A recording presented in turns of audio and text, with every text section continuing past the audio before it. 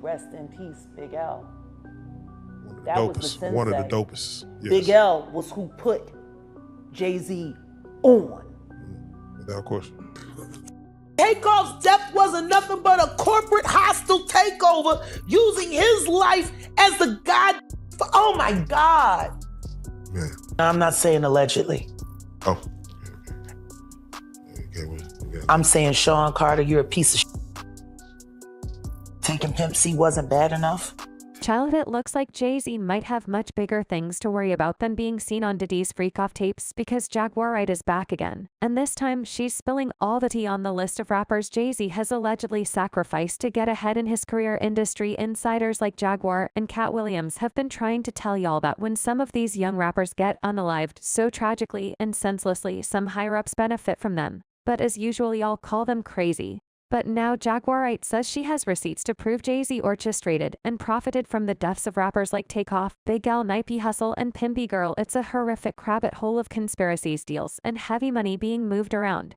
But is there any truth to these claims? Did Jay-Z really get people to delete rappers he felt were a threat to his career? Let's get right into it. Is it really a conspiracy if the same person keeps benefiting off the same kind of tragedy over and over and over again? So Jaguar has spent most of the last few years calling out rappers and music executives who sacrifice others to get ahead in their careers. At the top of Jaguar's hit list has always been Jay-Z. You see, when it comes to Jay-Z, Jaguar has never missed a chance to let us know just how evil he is. According to Jaguar, Jay-Z is even much worse than Diddy. And not just in the aspect of women and all the creepy things they do in the other room. She claims Jay-Z likes to arrange for other rappers or artists to get unalived when they threaten his career, or that of his wife. In her recent interview with Real Life Productions, Jaguar Wright did not hold back, as she spilled all the tea on what she believes is the conspiracy to eliminate Takeoff, who tragically passed away in 2022. Jaguar claims Takeoff's passing was part of a hostile takeover orchestrated by Jay-Z and the Rock Nation. Takeoff's death wasn't nothing but a corporate hostile takeover using his life as the god. Oh my God. But catch this, according to Jaguar, Megan is smack in the middle of all this, and it has to do with her beef with her former label 151 Certified Entertainment and its CEO J. Prince. Takeoff's death rocked the hip-hop community, and it's still a sore spot for the Migos and his fans because of how tragic and senseless it was. Takeoff and his bandmate and Uncle Qa had been at a private party that wrapped up around 1 o'clock. They decided to hang around and chill with some of the guys they were at the party with, but that would turn out to be a fatal decision. TMZ reported that around 2:30 a.m.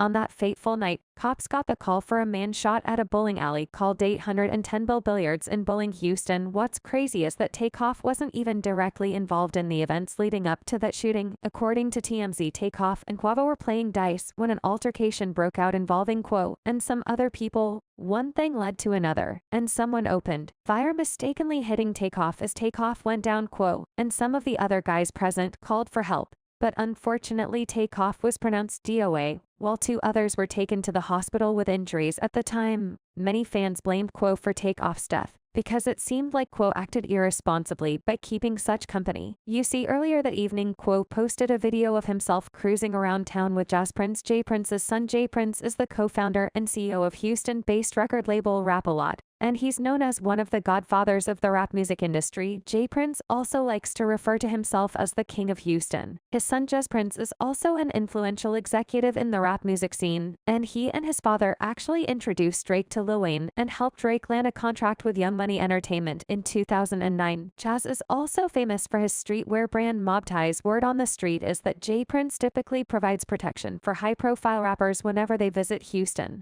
But the catch is that allegedly J. Prince and his son Jazz have taken to ripping artists off and charging them an arm and a leg for protection. There have also been rumors about these dice games where artists get ambushed, robbed, and sometimes unalived after the games. And it would turn out that Takeoff is not the first rapper to lose his life after attending one of these games. Just 2 months before Takeoff's passing, Chicago's Duke the Jeweler was robbed and fatally shot after winning $100,000 in a dice game with J. Prince Jr. And this is why fans were calling Quo out after Takeoff's death, because they felt he should have known better than to hang around the likes of J. Prince Jr. What's even crazier are the rumors that started swirling that Takeoff was sacrificed. Specifically, many people felt that the fact that he was taken out on Halloween was not a coincidence. Then there's the fact that the day before the tragic incident, Takeoff and Quo dropped the video for Messy, which featured some pretty disturbing imagery. And weirdly, it seemed to foreshadow many of the things that happened the day Takeoff died. For example, there's this scene where a group of people appear to be gambling and squabbling over cards, and we have Quavo chilling nearby with a firearm by his side while looking at Amigo's contract. Meanwhile, Takeoff is standing next to a painting of the Grim Reaper with the letters RIPP. However, the more sinister angle to this whole story that people seem to have conveniently forgotten is that there seems to be a huge attempt to sweep Takeoffs under the rug. Allegedly, some powerful people are working behind the scenes to make Takeoff's killer escape justice. For context, in December 2022, the police arrested one Patrick Xavier Clark under the suspicion that he fired the shots that took Takeoff out. In May 2023, Clark was indicted by a grand jury in relation to Takeoff's death, with a trial to start later. However, just one day after he was arrested, Clark posted bail to the sum of $1 million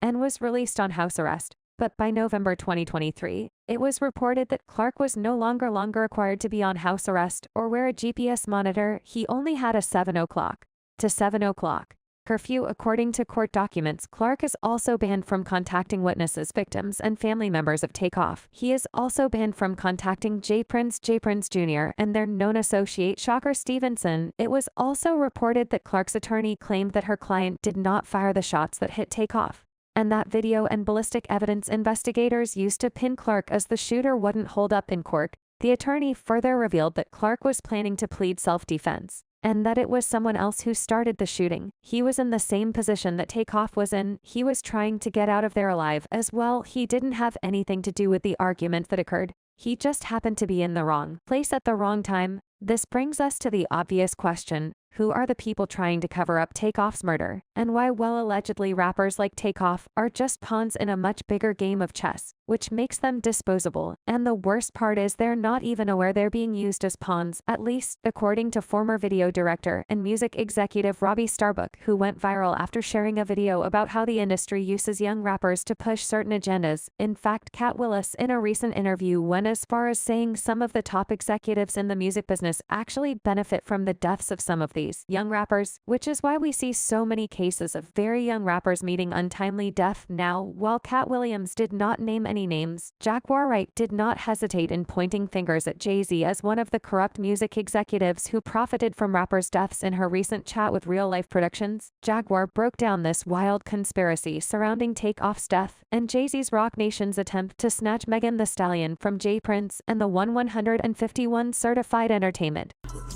Takeoff's death wasn't nothing but a corporate hostile takeover using his life as the god. Oh my God. Man, RP Takeoff. That boy died so they could cash in a insurance policy and to cover up the fact that Roc Nation was ripping Megan away from 300. I guess nobody's paying attention to the fact that complete control of Megan Thee Stallion's career was taken over right after Takeoff died, and the Prince family were forced to leverage and let her go, even though they did not want to. Isn't that interesting? You see her contract with 151 certified entertainment, which she signed back in 2018. Megan was having some issues that limited her flexibility as an artist. As a result, she wanted to renegotiate her contract, which ended up delaying her debut album. Meanwhile, Roc Nation had its eyes set on Megan Thee Stallion and wanted to poach her from 151 Entertainment.